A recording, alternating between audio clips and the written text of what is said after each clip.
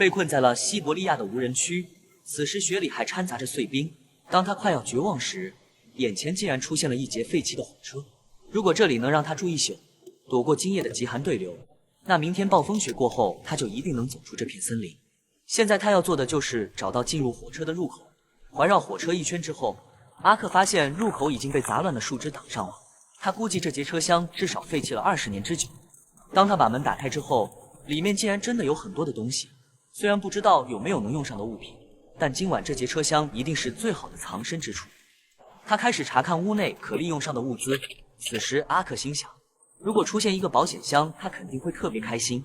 如果此时被困在这里的是你，只能带2件装备在这里过夜，会带什么？请大胆地说出来。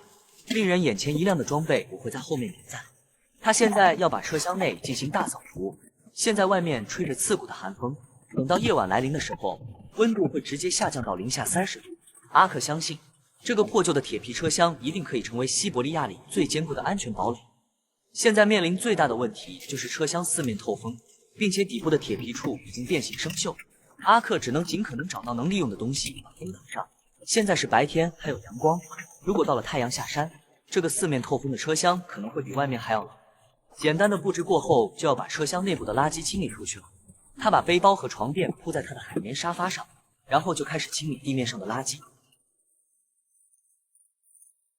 车厢内部被清理干净之后，里面的空间也完全呈现了出来。虽然这里并不是很干净，但是能在这种地方能有一个铁皮车厢阻挡外面的寒风，已经是非常幸运的事情了。他自制了一个卡式炉，然后在上面烧上热水。想要度过今夜的极寒天气，克鲁就要保证今天要有充足的热水供应，还要有能让他身体增加热量的食物。此时夜幕将至，车厢里面非常的寒冷。克鲁也从背包里面拿出来了今天的晚餐。这种经过烟熏的萨拉肉可以直接生吃，并且热量很大。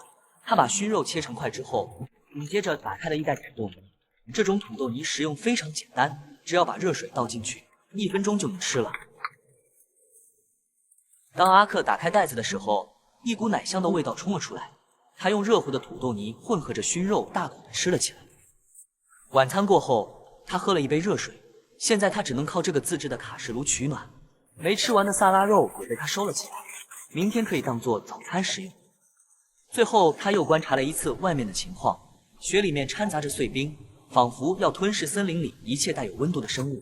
阿克回到了车厢内，他打开了睡袋，坐在了软绵绵的沙发上。